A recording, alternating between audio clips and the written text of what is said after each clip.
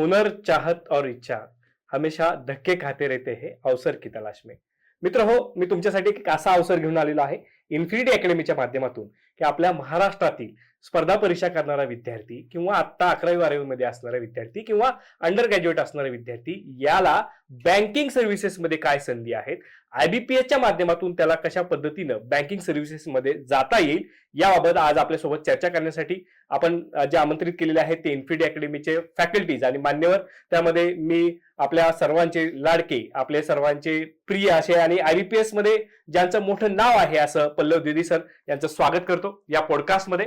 त्यासोबत आपल्यासोबत जोडल्या गेलेल्या आहेत एक अशा फॅकल्टी म्हणता येईल आणि अशा एक यशस्वी अधिकारी की ज्यांनी आयबीपीएस मध्ये खूप पदांसाठी त्यांचं सिलेक्शन झालं आणि त्या आता आयबीपीएसच्या विद्यार्थ्यांना जे तयारी करतायत त्यांना इन्फिनिटीच्या माध्यमातून मार्गदर्शन सुद्धा करत आहेत अशा गौरी मॅडम यांचं. मॅडम खूप खूप स्वागत आहे या पॉडकास्टमध्ये.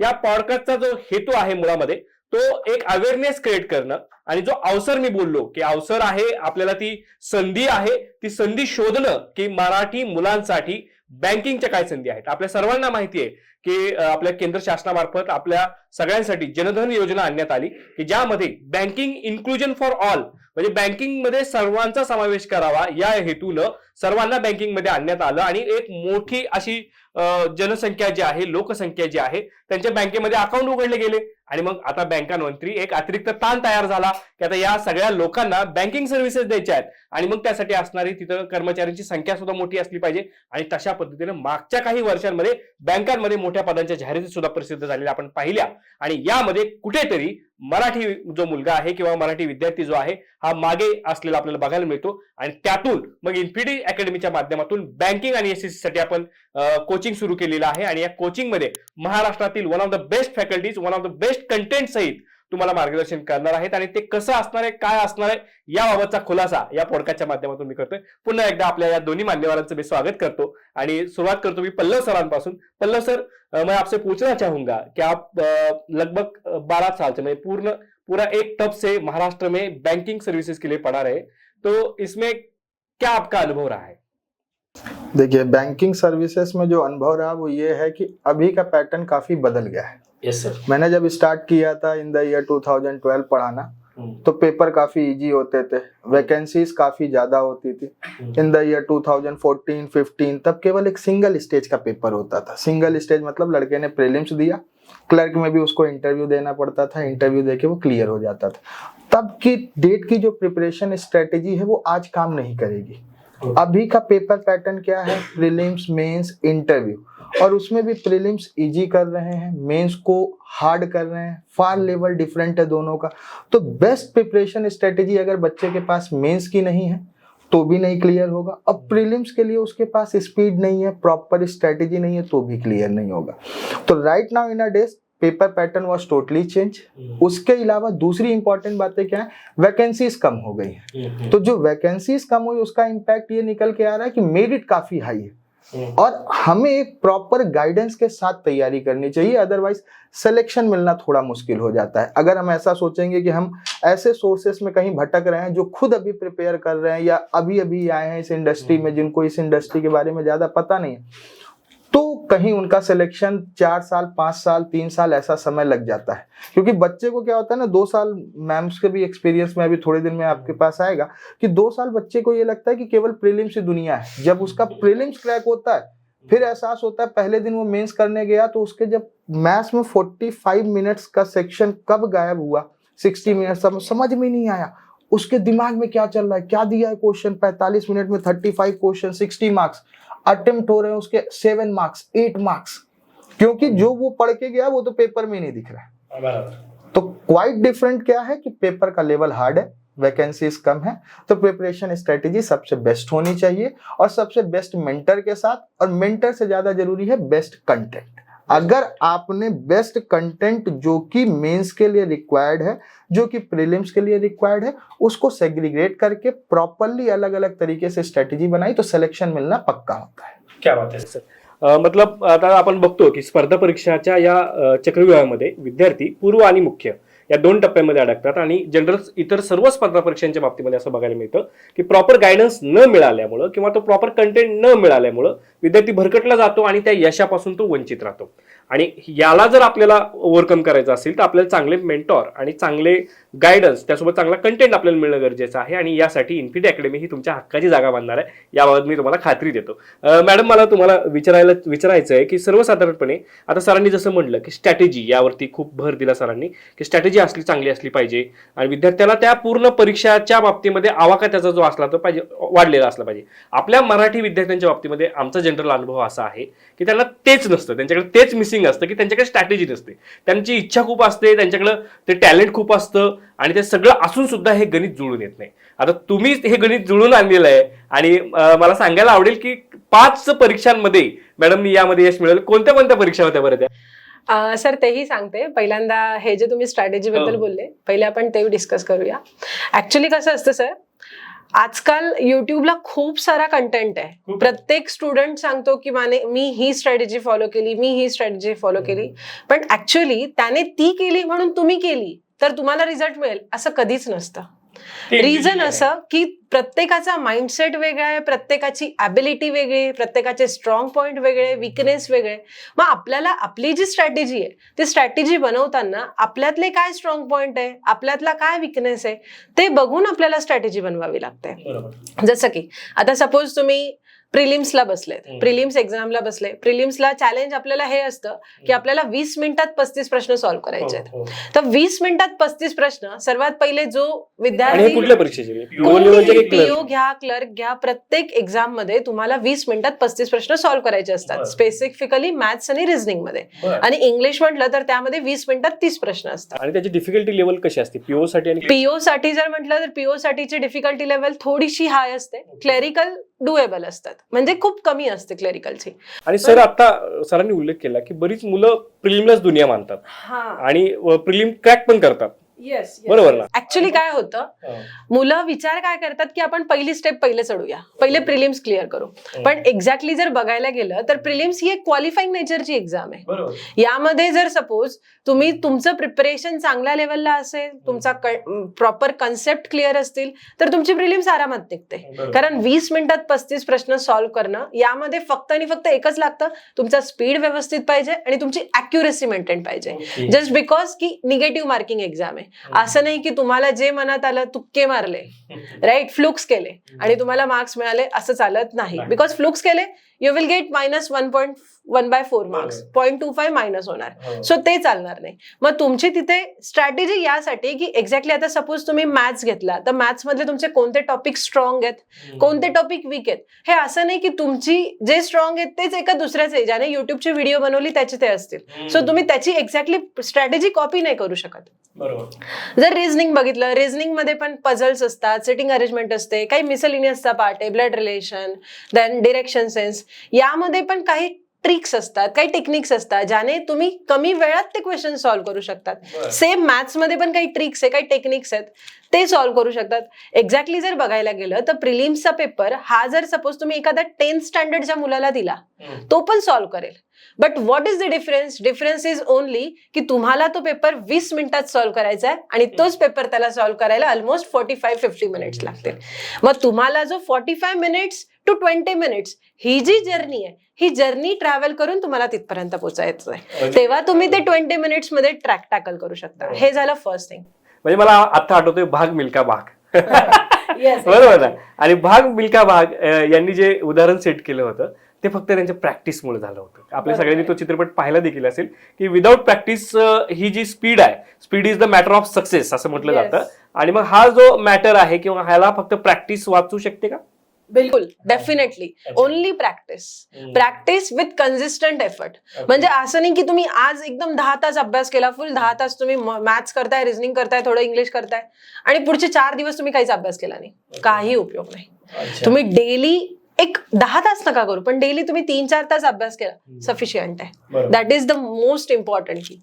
हे झालं प्री बद्दल. आणि काय असतं मुलांना पहिल्यांदा, कारण तुम्ही जर बघाल तर युट्यूबवर किंवा बाकीच्या बाहेरच्या कंटेंटवर सुरुवात कुठून होते की माणूस कुठून तरी त्याला समजतं की अशी अशी एक्झाम आहे, मग तो त्याबद्दल सर्च करतो. त्यामध्ये त्याला जिथे जिथे कंटेंट दिसतो तो ऑलमोस्ट प्रिलिम्सचा कंटेंट दिसतो. त्यामुळे त्याला वाटतं की माझ्या प्रिलिम्स निघाल्या, माझी एक्झाम निघाली. नाही, बट प्रिलिम्स ही क्वालिफाईंग आहे. खरी तुमची कॉम्पिटिशन स्टार्ट होते मेन्समध्ये. बिकॉज प्रिलिम्स मध्ये कसं असतं, आता सपोज कन्सिडर करा, SBI ऑलमोस्ट दरवर्षी 2000 पर्यंत वेकन्सीज काढते SBI POच्या. 2000 PO प्रिलिम्स मध्ये ती 2000च्या 10 टाइम्स प्रिलिम्स मध्ये सिलेक्ट करणार, म्हणजे 20,000 स्टुडंट्स प्रिलिम्स क्लिअर करतील, राईट. बट 20,000 नंतर तो जो रेशिओ आहे तो तिथे तुम्हाला 20,000 मधून तुम्हाला या 20,000 मधून तुम्हाला 3% मध्ये यायचंय, म्हणजे तुम्ही येणार 6,000 मध्ये, राईट. आणि मग 6,000 नंतर मग ते इंटरव्ह्यू नंतर 2,000 मुलं सिलेक्ट करतात. मग तुमचं फिल्ट्रेशन किंवा तुमची कॉम्पिटिशन हे 20,000 स्टुडंट सोबत असते बेसिकली सांगायला गेलं तर. कारण प्रिलिम्स मधनं मेन्स क्लिअर करणं अँड देन इंटरव्ह्यू. म्हणजे आपण म्हणतो की लाखो मुलांनी ऍप्लिकेशन केलंय, म्हणजे ती कॉम्पिटिशन नाही. बिलकुल नाही. तुमची कॉम्पिटिशन, कोर कॉम्पिटिशन त्या 20,000 मुलांसोबत आहे की ज्यांनी प्रिलिम क्रॅक करून ते मेन्सला आता सामोरे जाणार आहेत, आणि मग त्यांचं प्रिपरेशन आणि आपलं प्रिपरेशन याची ही स्पर्धा असते. करेक्ट आहे. आणि तुम्ही भर देताय आणि तुम्ही दोघं पण सांगताय की या प्रिलिम्स पेक्षा तुम्ही मेन्स वरती फोकस केला पाहिजे. मेन्स नेमके आहे काय, असं काय राक्षस येतो की तो एवढा भीतीदायक वाटतोय सगळ्यांना? ऍक्च्युली मेन्स म्हणजे असं आहे की मेन्स मध्ये तुम्ही फक्त आणि फक्त जस्ट, आता सपोज काही जण असे आहेत, मी असे पण काही स्टुडंट्स बघितले की जे मॅथ्स पण वाचतात किंवा मॅथ्स रीड करतात, रट्टा. अच्छा, मॅथ्स पण वाचलं जाते. ओके. पण मॅथ्स असा सब्जेक्ट तो रीड करून चालत नाही, त्यात तुमची कन्सेप्ट क्लिअर पाहिजे. मग त्या जर तुमच्या कन्सेप्ट क्लिअर असतील तर त्यात त्यांनी काही, आता सपोज मॅथ्स मध्ये जर सांगायचं झालं, माझाच एक्सपिरियन्स सांगते.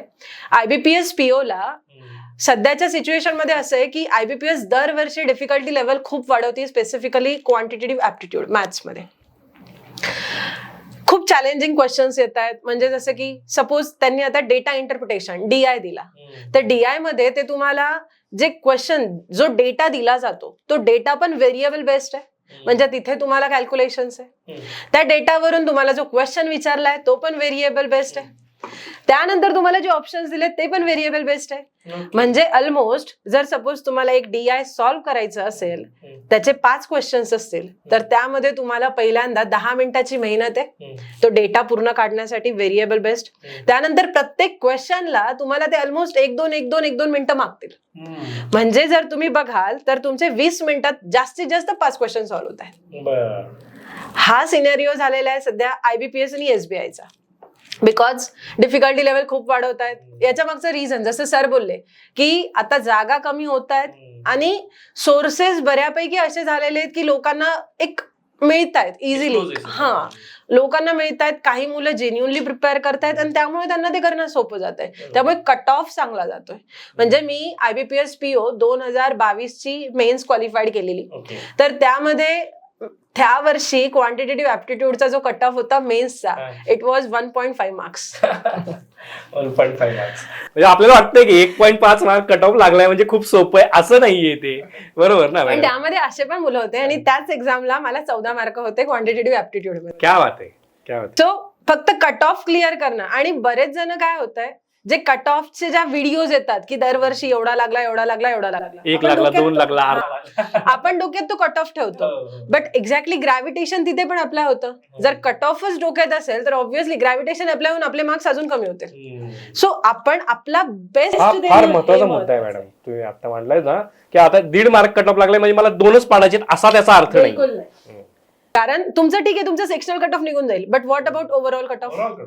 ओव्हरऑल कट ऑफही निघायला पाहिजे. बिकॉज प्रत्येक ह्या ज्या एक्झाम्स आहेत IBPS तरी सेक्शनल कट ऑफ क्लिअर करणं हे मॅन्डेटरी आहे. आता सेक्शनल IBPSचा पॅटर्न कसा आहे, तुम्हाला प्री मध्ये क्वांटिटेटिव्ह ऍप्टिट्यूड, न्यूमेरिकल ॲबिलिटी असा सब्जेक्ट असतो. Numerical ability, then reasoning and then English, ठीक आहे. बट मेन्स मध्ये सब्जेक्ट होता तुमचे reasoning plus quantitative aptitude, data interpretation नावाचा सब्जेक्ट येतो, इंग्लिश येतो, जनरल अवेअरनेस आणि एक डिस्क्रिप्टिव्हचा पार्ट आहे. जर सपोज असं पण बऱ्याच वेळा होतं की मुलांचा डिस्क्रिप्टिव्ह क्लिअर नाही झाला, डिस्क्रिप्टिव्हचा जो कट ऑफ आहे तो क्लिअर नाही झाला म्हणून सिलेक्शन नाही झालं, त्यांचा ओव्हरऑल कट ऑफ क्लिअर होता पण डिस्क्रिप्टिव्ह नाही निघाला. सो डिस्क्रिप्टिव्हही मॅटर करतात. म्हणजे ओव्हरऑल असं नाही की तुम्हाला एकाच सब्जेक्ट मध्ये बेस्ट राहायचंय, बिलकुल नाही. तुम्हाला प्रत्येक सब्जेक्ट मध्ये बॅलन्स्ड असणं हे खूप गरजेचं आहे. मला आता एक वेगळाच प्रश्न आता सतावायला लागलाय आणि माझ्यालाच एक इन्फिरियर कॉम्प्लेक्स तयार व्हायला लागलाय मॅडम तुमच्या दोघांकडे बघून. तो असा की मी आहे आर्ट्स आणि कॉमर्स बॅकग्राऊंडचा, बरोबर तुम्ही दोघं पण इंजिनिअरिंग बॅकग्राऊंड मधून येत आहे, बरोबर ठीक आहे, मग आम्ही यायचंच नाही का इकडे? असं बिलकुल नाही, नाही असं मुळीच नाही. बघा मॅथ्स जरी तुम्ही आर्ट्स बॅकग्राऊंडचे आहात पण 10वी पर्यंत तुम्ही मॅथ्स शिकलेले आहेत आणि मी तरी म्हणजे मी या मताची आहे की मुलांना मॅथ्स येत नाही त्यात त्यांची बिलकुल चूक नाहीये, त्यात त्यांची चूक नाहीये तर त्यांना ज्यांनी शिकवलं त्यांची चूक आहे. रिझन डायरेक्ट मी हे कमेंट करते बिकॉज शिक्षण व्यवस्थेवरचा हा प्रश्न that is what the point. Because जर तुमच्या कन्सेप्ट क्लिअर झाल्या डेप्थ मधल्या तर मॅथ्स हे असं चालता बोलता मॅथ्स आहे. अच्छा, म्हणजे तुम्ही सपोज एखाद्या दुकानात गेले तर दुकानात गेल्यानंतर तुम्ही इतक्याचं सामान घेतलं, त्याने तुम्हाला एवढे % रिटर्न केले, तर त्याने तुम्हाला एवढे रुपये रिटर्न केले तर तुमच्या डोक्यात कॅल्क्युलेशन असलं पाहिजे त्याने मला किती % रिटर्न केले, तिथे तुमचं पर्सेंटेज क्लिअर होतं. जेव्हा तुमच्या चालता बोलता मध्ये तुमचं हे असं गणित येतं तेव्हा तुम्हाला मॅथ्स असं खूप मोठं वाटत नाही. बरोबर. मॅथच्या अनुषंगानं अधिकारवाणीने आपल्याला पल्लव सर सुद्धा बोलू शकतील. बहुत मतलब उनका तो अधिकार बनता है इस पे बोलना. सर अभी हाँ तो मैंने क्या कहा कि मैं अगर आर्ट्स और कॉमर्स बैकग्राउंड से आता हूँ और ये जो मैथ्स का जो डिफिकल्टी लेवल चल रहा है तो इसमें मैं कैसे कॉम्पीट करूँ? देखो इसके लिए तो पहले अपनी साइकोलॉजी बच्चे को बदल देनी चाहिए. Yes definitely. जो इम्पोर्टेंट होता है जब एक टीचर बनते हैं, जैसे ऐसा टीचर, मैं तो इंजीनियरिंग बैकग्राउंड से आया, कहीं नौकरी नहीं मिल रही थी तो लगा टीचिंग कर लेते हैं, बाद में पैशन हो गया, चीजें अच्छी हो गई, तो बहुत कुछ होता है. तो जब बच्चे जो ये हम जैसे टीचर है ना, हम लोग पेडागॉजी पढ़ के नहीं आते, लेकिन ये जो स्कूल और कॉलेजेस में गवर्नमेंट टीचर्स डाले जाते हैं इनको CDP करके एक सब्जेक्ट पढ़ाया जाता है पेडागॉजी, और उसमें एक सब्जेक्ट होता है इंटेलिजेंस थ्योरी. उसके अंदर एक चैप्टर होता है इंटेलिजेंस थ्योरी जिसमें बच्चे का IQ फैक्टर डिसाइड किया जाता है. IQ फैक्टर का मतलब क्या हो गया, What is their mental age with respect to their relative age. मतलब अगर एक 12 साल का लड़का है तो वो सोच कितने साल तक के लड़के की रखता है, और अगर 12 साल के लड़के को 12 साल की सोच रखता है ना तो वो एक एवरेज स्टूडेंट माना जाता है. लेकिन अगर 12 साल का लड़का जो है वो 15 साल 14 साल के बच्चे की इमेज रखता है तो ऐसा है कि वो थोड़ा सा इंटेलिजेंस है, थोड़ा जीनियस. तो वो जो जीनियस वाला हम सामने वाले को दिखाते हैं वो उसकी वजह से नहीं वो जीनियस है, उसके मन में कुछ फैक्टर्स होते हैं. हमारे माइंडसेट का भी एकदम क्लियर फैक्टर है, एबिलिटी फैक्टर हम इसको कहते हैं, जैसे verbal ability factor, numerical ability factor. हमने कभी नंबर्स को जोड़ने की प्रिपरेशन नहीं किया. जैसे आप मुझसे कहोगे तो मैं किसी भी नंबर को बड़ी आसानी से ऐड कर सकता हूँ. 2 + 3 5, 5 + 5 10, 10 + 7 17, 17 + 7 24, 24 + 8 32 + 9 41 + 7 48 + 8 56 + 9 65. तो उसके अलावा मैं टेबल आपको कैसे भी सुना सकता हूँ. 11 1 11 12 2 24 13 3 39 14 4 56 15 5 75 16 6 96 17 7 119 18 8 144 19 9 171 20 10 200. अलॉन्ग विथ इट मैं रिवर्स भी पढ़ सकता हूँ. 24 10 240 24 9 200 से 16 24 8 192 24 7 168 24 6 144 24 5 120 24 4 96 24 3 72 24 2 48 24 1 24. तो how you can capture the number, पहली चीजें तो ये होती है. जैसे बच्चों को क्या है ना, अगर मैंने कहा 24 की टेबल पढ़ना है तो वो आज की डेट में आलस करेगा. वो 24 से वो कह रहा सर जब मैं सीधे उसको लिख के मल्टीप्लाई कर सकता हूं तो मैं क्यों करूं. पहले तो उसके दिमाग में ये क्लियर होना चाहिए कि आप 24 से मल्टीप्लाई करोगे तो आपका 4 सेकंड बचेगा. 10 क्वेश्चन में 4 सेकंड बचाओगे तो 40 बचेगा, और अगर 40 सेकंड आपने कैलकुलेशन से बचाए तो 2 अटेम्प्ट बढ़ेगा. बिल्कुल. तो बच्चे के माइंडसेट को ये क्लियर करना है कि आपको करना क्यों है, अपने आलस को छोड़ना है. एबिलिटी कहाँ से आएगी, when you daily practice it. मेरा 12 साल का एक्सपीरियंस है इसमें, तो मुझे आज रात में भी मैथ्स आ जाते हैं. मुझसे कोई क्वेश्चन पूछता है तो मैं बता देता हूँ इस पेपर का है, ये आया था, ऐसी चीजें. पहली चीजें तो प्रॉब्लम ये है कि उसकी कैलकुलेशन वीक है. दूसरी प्रॉब्लम क्या है, जब वो पढ़ रहा है ना तो बच्चे को एक लेवल वाइज प्रिपरेशन नहीं मिल रही है. क्या हो रहा है, बच्चों को टीचर ने रिकमेंड कर दिया कि ये वाली बुक्स ले लो, 30 क्वेश्चंस में मैं सिलेबस खत्म कर दूंगा, 50 क्वेश्चंस में मेरा ये हो जाएगा. तो बच्चे को यही नहीं पता चल रहा है कि मैं बेसिक क्या बनाऊं, फाउंडेशन क्या बनाऊं, कितनी चीजें जरूरी है, फिर मेरा हार्ड लेवल क्या होगा, बाकी क्या क्या चीजें होगी. तो मैंने कहा ना, एक proper orientation of the chapter या सब्जेक्ट ये बहुत ज्यादा जरूरी है कि बच्चे के मन से डर खत्म हो. और वैसे भी मैथ्स का तो पूरा नाम है मेरी आत्मा तुझे हमेशा सताएगी. तो मैथ्स कहाँ छूटने वाली है. वो जो डर है ना, वो डर एक बार दूर हो जाए बच्चे से, उसके बाद मैथ्स से इजी सब्जेक्ट कोई नहीं. आप आधी रात में उठेंगे, आपको कोई टीचर कह देगा कि जैसे अभी मेरे साथ ऐसा ही होता है, कोई भी मुझसे कह देता है सर ये वाला टॉपिक है, हाँ ठीक है जाने दो बोर्ड पे, ना मुझे पीपीटी चाहिए, ना मुझे प्रेजेंटेशन चाहिए, ना कुछ, मेरे पास क्वेश्चन भी हैं, टॉपिक भी है, कंटेंट भी है, सारा कुछ। तो वो केवल और केवल उस सब्जेक्ट से डर भगाना है। बाकी आर्ट्स एंड कॉमर्स के बहुत से सिलेक्शन है मेरे पास, और बच्चों के एग्जाम्पल्स तो मैं आपको देना स्टार्ट करूंगा तो आप ऐसे लोगों के सिलेक्शन देखेंगे जिनको मैथ्स बिल्कुल नहीं था। आपने मैथ्स की बात किया, मैं एक बहुत अच्छा एग्जाम्पल दे रहा हूँ, प्रवीण थोराट। मेरे फेसबुक आईडी पे भी है, पल्लव द्विवेदी, ये लोग सर्च करके जो भी देख रहे हैं वो प्रवीण थोराट से जरूर एक बार मुलाकात करने की कोशिश करेंगे। प्रवीण थोराट मेरे पहले बैच का कैंडिडेट था। तो वो जब आया था ना तो उसका मैथ्स बहुत वीक था, उसका मैथ्स का ही कट ऑफ नहीं निकल रहा था। इन द ईयर 2015 की बात है ये। 2015 में उसने केवल एक लिमिटेड टॉपिक पे फोकस किया। उसने कहा सर देखिए मेरा क्या है, मुझे 15 नंबर चाहिए सिलेक्शन होने के लिए, तो मैं 15 नंबर के लिए कौन से टॉपिक होते हैं ये बता दीजिए। तब प्रीलिम्स और मेंस का उतना नहीं था, प्रीलिम्स ही था। तो उसने एक सिलेक्टेड टॉपिक प्रिपेयर किया और दिन रात उसकी प्रैक्टिस करता रहा। विश्वास नहीं मानोगे, उस साल उसने 4 सिलेक्शन लिए। वाह। और फाइनली उसने बैंक ज्वाइन ही नहीं किया। IBPS RRB PO लिया, RRB असिस्टेंट लिया। आप उसकी फेसबुक की टाइमलाइन 2015 की देखोगे तो ऐसे लिखता था, has first government job, RRB assistant, RRB PO। फिर उसके बाद उसने एक इंश्योरेंस कंपनी में लिया और इसने कोई बैंक ज्वाइन नहीं किया। Maharashtra electricity distribution corporation limited में ऐसा असिस्टेंट विजिलेंस ऑफिसर ज्वाइन किया, वो भी एक पोस्ट IBPS के अंतर्गत ही है। और फिर वो सेलेक्ट होने के बाद फेलिस्ट्रेशन की भी फोटो है मेरे साथ उसके। रुका नहीं, मैंने कहा ना हार नहीं मानना चाहिए, तो किसी चीज के लिए वो रुका नहीं। उसके बाद वो MPSC लगातार प्रिपेयर करता रहा। आपके लास्ट 3 साल पहले STI निकाला। अच्छा। STI में उसको सोचो GST का पुणे डिवीजन मिला। और उसके बाद वहां पे उसने 6 महीने जॉब करने के बाद 1.5 साल की लीव लेके अभी बैठा है कि सर मेरा अगर MPSC राज्य सेवा निकल गया ना तो मैं 7 साल के प्रमोशन का इंतजार क्यों करूंगा, मैं फर्स्ट टाइम में ATC बन जाऊंगा, असिस्टेंट टैक्स कमिश्नर। तो उसकी सोच इतनी है कि उसके ऊपर फैमिली प्रेशर है, शादी हो चुकी है, सब कुछ, पढ़ने की लगन है और कुछ पाने का सपना है।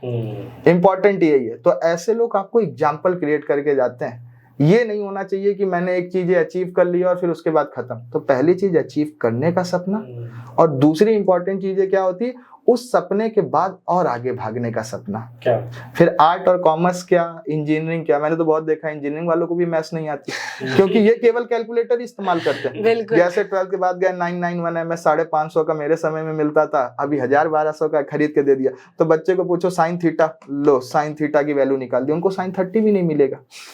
तो दैट्स द इंपॉर्टेंट टर्म। तो ये इसका नहीं है, आपके मन में कितनी लगन है और कितनी आप प्रैक्टिस करते हैं, ये ज्यादा इंपॉर्टेंट है, ना कि आपका बैकग्राउंड क्या है, नॉट इम्पोर्टेंट। बराबर, आपके सपनों में जान होनी चाहिए बस इतनी बात।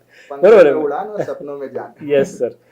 तर मॅडम आता मला परत त्याच मुद्द्याकडे यायचं आहे की आता सरांनी क्लिअर केलं आपल्याला की मॅथ्स हा काही म्हणजे तो काही राक्षस नाहीये किंवा काही नाहीये, तर तो तुम्ही तुमच्या प्रॅक्टिसचा भाग आहे. तुम्ही एकदा त्याच्याकडे तुमचा पॉझिटिव्ह अप्रोच, हा मुद्दा अप्रोचचा आहे की मी माझा अप्रोच चेंज करायचा आहे आणि मी त्याला भिडायचं आहे आणि मी भिडलं तर मला ते यश मिळतं. करेक्ट आहे. आता परत मुद्दा येतो बॅलन्स साधण्याचा, ज्यावरती तुम्ही खूप बोलताय की बॅलन्स या मुद्द्यावरती. आता फक्त मॅथ्स नाहीये, रिझनिंग आहे. करेक्ट आहे. त्यासोबत लँग्वेज आहेत. लँग्वेजचा पण पार्ट मोठा आहे. बरोबर. आणि तुम्ही डिस्क्रिप्टिव्हचा पण मुद्दा बोलताय, मग तिथं पण तुम्हाला हे मुद्दे सपोर्टिव्ह आहेत. समजा मी आर्ट्स बॅकग्राऊंड कॉमर्स बॅकग्राऊंडचा आहे तर मला लँग्वेज आणि डिस्क्रिप्टिव्ह हा आहे ना माझा स्ट्रॉंग पॉईंट, मी तिथं करू शकतो ना या गोष्टी ओव्हरकम. करेक्ट आहे ना मॅडम. तर त्याबद्दल तुम्ही काय सांगाल? जसं तुम्ही मला स्ट्रॅटेजी विचारली होती, जसं आता तुम्ही आर्ट्स बॅकग्राऊंडचं म्हणताय, तर ऑब्व्हियसली तुम्हाला एक तुमचा स्ट्रॉंग पॉइंट समजला की मी जर सपोज ठीक आहे मी मॅथ्स मध्ये नाही बेटर करू शकत, सरांनी तो पण पॉइंट क्लिअर केला, बट स्टील जर सपोज तुमच्या मनात असेल की नाही मी करू शकत, बट तुम्ही थोडंसं इंग्लिशवर कमांड कराल तर इंग्लिश तुम्ही करू शकतात, डिस्क्रिप्टिव्ह चांगलं करू शकतात.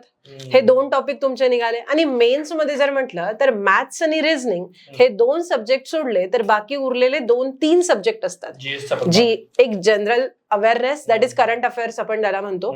डिस्क्रिप्टिव्ह असतं स्पेसिफिकली PO मेन्स साठी, SBI PO, IBPS PO. RRB PO मेन्सला डिस्क्रिप्टिव्ह नसतं. ठीक आहे. आणि देन इंग्लिश जनरल अवेअरनेस आणि काही अशा RRBच्या एक्झाम्स आहेत किंवा RBI असिस्टंट आहे की ज्यामध्ये कम्प्युटर अवेअरनेस असतो. मग तिथेही तुम्ही टॅकल करू शकता. इथे ठीक आहे, बाकी जे सब्जेक्ट तुम्हाला वीक जात आहेत त्या सब्जेक्टमध्ये तुम्ही जस्ट एक सेक्शनल कट ऑफ काढला आणि जे सब्जेक्ट स्ट्रॉंग आहेत त्यातून तुम्ही ओव्हरऑल कट ऑफ साठी मार्क्स मॅक्झिमम गेन केले तरी सुद्धा चालतंय. पण मग त्यामध्ये तुम्हाला हे समजायला पाहिजे की एक्झॅक्टली आपली स्ट्रेंथ काय आणि आपली विकनेस काय, तेव्हा तुम्ही तुमची स्ट्रॅटेजी फायनल करू शकाल. That is the main point. तर लँग्वेज तुम्ही बोलताय, मग यामध्ये सिलेबस काय असतो लँग्वेज मध्ये? इंग्लिश लँग्वेज असते. इंग्लिशमध्ये कॉम्प्रेहेन्सिव्ह म्हणजे तुम्हाला पॅसेजेस येतील, त्याच्यानंतर क्लोज टेस्ट असतं, फिलर्स असतात, त्यानंतर तुम्हाला काही मॅच द कॉलमचे क्वेश्चन्स असतात, एरर डिटेक्शन असतो, असे काही क्वेश्चन्स, ग्रामॅटिकली क्वेश्चन्स. प्रिपरेशनची स्ट्रॅटेजी काय? त्याच्यासाठी एकच आहे की सर्वात महत्वाचं तुमचं इंग्लिश रीडिंग रेग्युलर पाहिजे. म्हणजे माझं स्वतःच सांगते, मी ऍज सच असं इंग्लिशचे काही क्लासेस वगैरे किंवा काही कोणाचे व्हिडिओज वगैरे मी स्वतः कधीही बघितले नाही, पण मला एक आधीपासूनच सवय की मला रीडिंग करायला आवडतं. आता एरर डिटेक्शनचे जर क्वेश्चन्स म्हटले तर त्यामध्ये बघितल्या समजतं नाही की इथे ग्रॅमॅटिकली मिस्टेक आहे. ठीक आहे, कारण तुमचं रीडिंग हॅबिट महत्वाची आहे. कारण रीडिंग हॅबिट जर असली तर तुमचा जो पॅसेज रीड करायचा जो टाइम आहे, बिकॉज खूप मोठे मोठे पॅसेज असतात, तुम्हाला स्किमिंग करावं लागतं, तर मग तिथे तुमचा तो टाइम कुठेतरी कमी होईल. जर तुमचं रीडिंग चांगलं असेल तर तुमचं कॉम्प्रेहेन्शन चांगलं असेल, तुम्हाला ते अंडरस्टँडिंग चांगलं होत असेल तर त्याच्यावरून इन्फरन्स बेस्ड जे क्वेश्चन्स असतात ते क्वेश्चन्स क्लिअर होतील. कारण तुम्हाला ऑब्व्हियसली जर ज्या पोस्टने PO मेन्स ऑफिसरची पोस्ट आहे तर तिथून तुम्हाला असे तर पॅसेजेस येणार नाही की ऍज इट इज तुम्हाला शोधा. आपण जसं इंग्लिश 10th पर्यंत बघितलेलं आहे तर आपण लिटरली शोधायचो की नाही हे वर्ड कुठे दिलेले तसे शोधायचे आणि देन मार्क करायचे. बट तसे तर क्वेश्चन्स तुम्हाला इथे मिळणार नाही, तुम्हाला अंडरस्टँडिंग बेस्डच क्वेश्चन असतील. जर तुमचं इंग्लिश चांगलं, रीडिंग चांगलं असेल तर तुमचे जे वोकॅब रिलेटेड क्वेश्चन असतात, एखाद दोन सिनॉनिम, अँटोनिम किंवा जो वर्ड तिथे बोल्ड केलेला असतो पॅसेजमध्ये त्या रिलेटेड ते विचारतात की त्याचा मिनिंग काय असेल, तसे काही क्वेश्चन्स येतात, ते तुमचे जमतील. भलेही ठीक आहे तुम्हाला एक्झॅक्ट त्याचा मिनिंग नाही समजत आहे, बट त्या रिलेटेड तुम्ही को रिलेट करू शकाल. That is the main point. Main तुमचं रीडिंग चांगलं पाहिजे. मग तुम्ही फायनान्शियल साठी तुम्ही बिझनेस स्टँडर्डचे काही पेपर येतात, इकॉनॉमिक टाइम्स आहे तो पेपर वाचला, because SBI PO IBPS PO ला तुम्हाला फायनान्स रिलेटेड एक पॅसेज येतो. सो तिथे तुम्ही जर ते काही पॅसेजेस रीड करत असले, आर्टिकल रीड करत असले तर तुम्हाला ते जमेल. प्लस याचा बेनिफिट तुम्हाला डिस्क्रिप्टिव्हला पण होईल, बिकॉज डिस्क्रिप्टिव्हला पण तुम्हाला लिहायचंय, तुमचे ओपिनियन मांडायचे आहेत. काहीही टॉपिक असतो त्या टॉपिकवर तुम्हाला एक अर्धा तासाचा टाइम असतो, त्या अर्धा तासात एक लेटर रायटिंग आणि एक एसे रायटिंग दोन्ही पण असतं. मग हे बॅलन्स्ड वेने तुम्ही तिथे करू शकाल. कारण तुमच्याकडे पहिली गोष्ट तर तुम्हाला सेंटेन्स फॉर्मेशनला प्रॉब्लेम येणार नाही. आणि स्पेसिफिकली जर मराठी मुलांचा प्रॉब्लेम म्हटला तर मराठी मुलं काय करतात, जे पण एक एक सेंटेन्स आहे ते मनात मराठीमध्ये बनवतात आणि त्याला इंग्लिशमध्ये कन्व्हर्ट करतात. But English he language is separate. Translate करून जर आपण इंग्लिश लिहिलं तर त्याचा तेवढा इम्पॅक्ट पडत नाही जेवढा तुम्ही इंग्लिश फ्लुएंटली बोलाल त्याचा. मग त्याच्यासाठी एकच आहे की आता सपोज एक म्हणायचंय की शब्द असे म्हणजे म्हणतात ना, अचानक शब्द बाहेर पडला त्याला आपण इंग्लिश मध्ये म्हणतो slip of tongue, right. But तेच जर तुम्ही कन्व्हर्ट करायला जाल, ट्रान्सलेट करायला जाल तर तिथे येईल suddenly word came out from my mouth. So एक डिफरन्स येतो. त्याच्यासाठी काही त्यांनी फ्रेजेस यूज केलेले आहे, एडियम्स यूज केलेले आहे. मग ह्या छोट्या छोट्या गोष्टी तुम्हाला शिकाव्या लागतात. बेसिकली तुम्ही इंग्लिशमध्ये साऊंड असलं पाहिजे. आणि परत तोच मुद्दा आहे, जसा तो गणिताचा आहे तसा ग्रामीण भागातील जो विद्यार्थी आहे तो अनुभव पण आहे की त्याच्या मनामध्ये इंग्रजीबद्दल एक न्यूनगंड असतो. आणि मग तो कसा दूर करायचा, आणि परत तेच आहे की त्याला त्याचं म्हणजे इम्पॉर्टन्स वाटलं पाहिजे आणि त्यांची करायची तयारी दाखवली पाहिजे. हा तर बेसिक आहे, म्हणजे त्याला तर आपण टाळू नये. हो, ते आहे सगळं त्याच्याकडे, पण त्याला समोरचा रस्ता काय, त्याला तर काय दाखवाल तुम्ही वाट? जर त्याला समोरचा रस्ता नाही दिसत आहे तर सर्वात महत्वाचं त्याने एक चांगला मेंटॉर शोधावा. दॅट इज द मेन आणि मोस्ट इम्पॉर्टंट पॉइंट. बिकॉज कसं आहे, जर एक चांगला मेंटॉर असेल तर त्याला बाय द टाइम त्याच्या ग्रोथनुसार किंवा त्याच्या स्ट्रॉंग पॉइंट, त्याच्या विकनेसनुसार तो त्याला तिथे गाईड करेल. कारण मी अशा बऱ्याच स्टुडंटचे बघते की ज्यांच्यामध्ये ॲबिलिटी खूप चांगली आहे, परफॉर्म पण खूप छान करताय, बट एक्झाम पॉइंटला नाही होते. सचिन तेंडुलकर का घडला तर आचरेकरांमुळे घडला, बरोबर ना, असं आपण म्हणतो. तर तोच मुद्दा आहे की एक चांगला मेंटॉर तुम्हाला तिथं असणं गरजेचं आहे की जो तुम्हाला गाईड करेल की तुमचं इथं चुकतंय, तुम्ही इथे इम्प्रुव्हमेंट्स आहेत, इथं तुला थोडंसं म्हणजे तुमचा पर्सनल एक टचही हवा त्या स्पेसिफिकली स्टुडंट सोबत की एक्झॅक्टली त्याची रिक्वायरमेंट काय आहे. जनरली आपण इन जनरल जे सांगतो की नाही तुम्ही रीड करा, बट सगळ्यांनाच हे लागू नाही होत. काही लोक रीडिंग करतात पण रीडिंग मधलं त्यांना काही समजतच नाही, अंडरस्टँडिंग होतच नाही. मग त्यासाठी पण त्यांनी काय केलं पाहिजे. मग त्यासाठी ठीक आहे, चला तुमचं रीडिंग इंग्लिशचा प्रॉब्लेम येतोय, थोड्याशा टेडेक्सच्या काही व्हिडिओज असतात ते बघा, जेणेकरून तुमची इंग्लिशची यूज टू लँग्वेज होईल, इंग्लिशमध्ये थॉट प्रोसेस चालू होईल. त्यानंतर जे तुम्ही वाचतायत तर तुम्ही त्याला जे वर्ड्स तुम्हाला डिफिकल्ट जात आहेत त्या वर्ड्सला तुम्ही अंडरलाईन करून ठेवलं, त्याचा तुम्ही गुगलला मिनिंग शोधला, काय म्हणतायत थोडंसं ते बघितलं. वरवर करून चालणार नाही डेफिनेटली. आणि यामध्ये तुम्ही जर विद्यार्थ्यांना खूप आवडेल ते खरं तर यासाठी कुठली बुक लिस्ट आहे किंवा काय असं सांगता येईल का की ही प्रचलित पुस्तकं तुम्ही वाचली पाहिजे. इंग्लिशसाठी जर सर म्हणाल तर म्हणजे मी एकच टीचर आहे निमिषा बन्सल म्हणून, मी त्यांना फॉलो केलं होतं. आणि संगपाल सरांचे आपल्याच टीम मधले आहेत संगपाल सर, तर मग त्यांचे मी 1-2 लेक्चर्स बघितलेले. एक ऍज अ फॅकल्टी म्हणून असं लेक्चर बघता येत नाही, बट आवडेल कधी चान्स मिळाला तर डेफिनेटली. आणि त्यांचे लेक्चर्स बघितलेले, तर त्यांनी ग्रामर पण खूप छान पद्धतीने कव्हर केलेलं. त्या ग्रामरचाही मला थोडाफार बेनिफिट झाला. बुक असं नाहीये कुठलं की आता बुक जर म्हणाल तर बुकसाठी एक इंग्लिश वोकॅबलरीचं एक ते निमिषा बन्सलचं एक बुक आहे ज्यामध्ये तुमची वोकॅबलरी क्लिअर होईल. आणि बाकी ग्रामर वगैरे ह्या गोष्टी सरांकडूनच झालेल्या त्या जास्त बेटर. बिलकुल, बिकॉज प्रत्येकच गोष्ट तुम्ही बुक मधून जाल तर मग ते एक बुकिश माणूस होऊन जातो. तो आपल्याला जी रिक्वायरमेंट आहे ती रिक्वायरमेंट नाही फुलफिल होणार. दॅट इज लोकांचं काम नाही, बिलकुल प्रॅक्टिकल लोक पाहिजे. जी गरज आहे आपल्याला त्या गरजेनुसार आपण गोष्टी बदलल्या पाहिजे. म्हणजे पोतिष्ठ असण्यापेक्षा तुम्ही इथं वस्तुनिष्ठ गोष्टी आहेत सगळ्या. बुक मध्ये इन जनरल गोष्टी असतात. रिकमेंडेशन प्रीवियस ईयर पेपर, हाँ किसी का भी प्रीवियस ईयर पेपर, किसी भी पब्लिकेशन का हो, हमारा हो, किसी का भी. देखो प्रीवियस ईयर पेपर आज की डेट में मेमोरी बेस्ड मिलते हैं, एग्जैक्ट क्वेश्चन तो मिलते नहीं. तो अच्छे राइटर्स के ऊपर भरोसा कीजिए, बड़े पब्लिकेशंस के ऊपर भरोसा कीजिए और प्रीवियस ईयर पेपर कीजिए. आपको एक सही डायरेक्शन मिलेगी कि पढ़ना क्या है. बराबर सर, बात भरोसे की निकली है तो मुझे एक बहुत गंभीर क्वेश्चन आपको पूछना है कि महाराष्ट्र में अभी बहुत सारे एग्जाम हुए रिसेंटली और वो सारे एग्जाम्स विवादों में घिरे हुए थे. तो आईबीपीएस में ऐसा कुछ होता है क्या? कभी नहीं, मैंने आज तक नहीं. आईबीपीएस बहुत सही है. आईबीपीएस की डेट जो है ना, अगर उसने कहा कि 1 अप्रैल, केवल कोविड में उसने 22 दिन का रिजल्ट लेट किया था. इन द ईयर 2020 में उसने 22 दिन का रिजल्ट लेट किया था, वो भी लॉकडाउन की वजह से. 1 अप्रैल को आपका रिजल्ट आएगा तो आएगा, आप पीओ या क्लर्क बनेंगे ये निश्चित है. 1 जनवरी को रिजल्ट आएगा तो आएगा, आपको आरआरबी पीओ या आरआरबी असिस्टेंट बनना है ये निश्चित है. आईबीपीएस ने अपना टेंटेटिव कैलेंडर नवंबर या दिसंबर में लॉन्च कर देना होता है और वो आपको कह देगा कि जून में नोटिफिकेशन है, तो आपके सामने वो 4 वैकेंसीज का ही नोटिफिकेशन आए पर आएगा. क्योंकि देखिए हम आईबीपीएस को क्या समझ रहे हैं, IBPS is not a bank. IBPS एक ऐसी संस्था है जो कि मल्टीपल बैंक्स के लिए अलग अलग प्रोसेस को बहुत ही सिंप्लीफाइड वर्जन में ले आ रही है. जैसे मैं इस बैंकिंग एग्जाम को बहुत पहले से जानता हूं, तो 2012 के पहले क्या होता था, बैंक ऑफ इंडिया को अगर 15 पोस्ट फिल करनी है तो उसने एक नोटिफिकेशन दिया, ऑफलाइन आया पूरा टेंडर, फिर उसके बाद लोग उसमें फॉर्म फिल करते हैं, बाकी चीजें. अभी ये 15 पोस्ट के लिए बच्चा एक बार भर रहा है, फिर बैंक और पीएनबी के लिए भर रहा है, फिर अलग अलग. आईबीपीएस ने इनको सिंप्लीफाइड किया.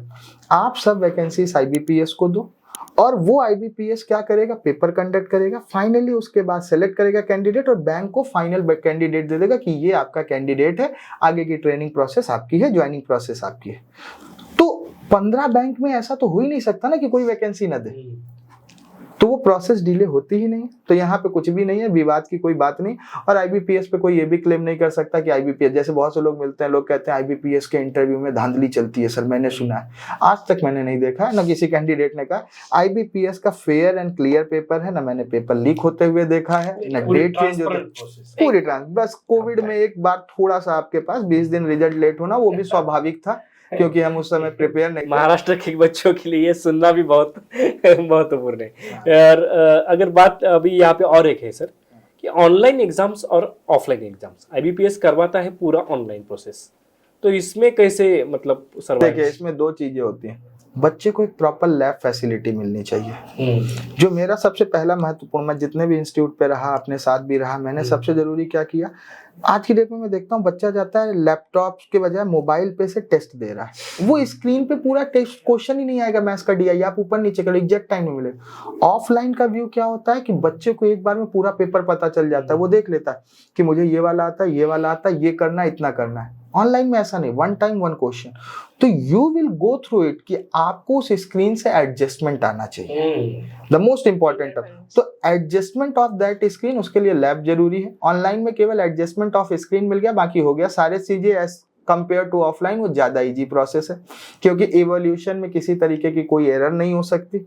आपके ऑफलाइन में जैसे पेपर लीक होने का कोई ड्रामा नहीं हो सकता, तो online is the best process मेरे हिसाब से। बस एडजस्टमेंट ऑफ दैट मोड, उसके लिए एक इंस्टीट्यूट को लॅब फॅसिलिटी जरूर प्रोव्हाइड करनी चाहिए। जे आपल्याकडे आहे इन्फिनिटी अकॅडमीच्या माध्यमातून आपण एक कम्प्युटर लॅब, सुसज्ज अशी कम्प्युटर लॅब, ज्यामध्ये तुम्हाला इथं चांगल्यात चांगली प्रॅक्टिस करता येईल, कारण मुद्दा आहे तो परत तो प्रॅक्टिसचाच आहे।